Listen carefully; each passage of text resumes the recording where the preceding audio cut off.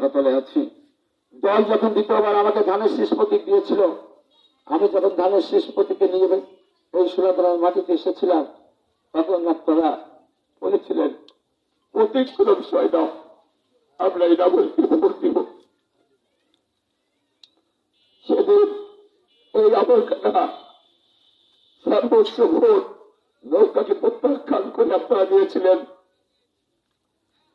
সেদিন 14 আনা ভোট হিন্দু ভাইরা দিয়েছিলেন, যেখানে মাত্র 37টা মুসলমান ভোট রয়েছে, সেখানে 1400 ভোট আমি পেয়েছিলাম ধানের শীষ প্রতীকে।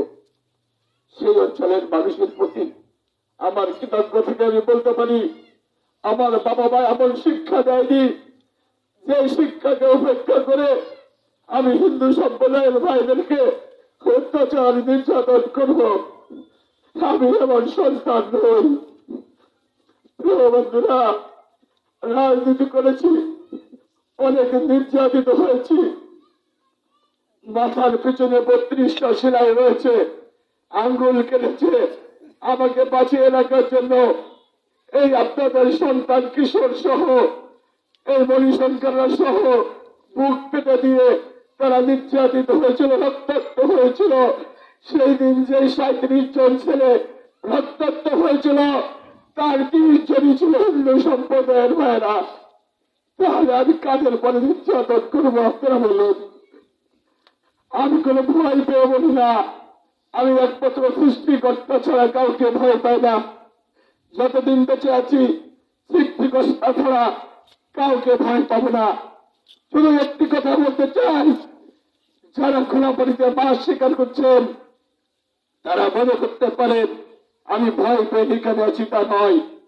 আমি আমার বাবার আদর্শ, আমার দাদা, আমার দলের আদর্শ, আমার নিজের আদর্শকে লালন করে আমি এখানে এসেছি।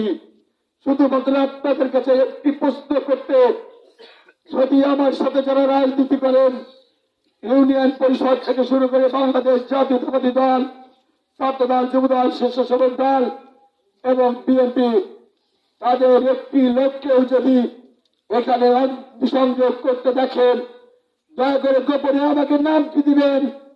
আমি যদি এই মাটিতে দাঁড়িয়ে তাকে কবর না দিতে পারি, তাহলে আমি এই মাটিতে পালন করব না।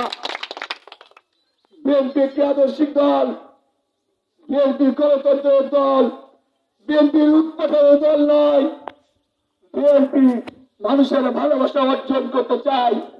বিএনপির নেতা কর্মীরা দীর্ঘ 17টি বছর নির্যাতিত হয়ে সেই জুলুম খেতে এই অঞ্চলে আপনারা যারা বসবাস করেন, এই মাটির উপরে আপনারা পুলিশের দাবিয়ে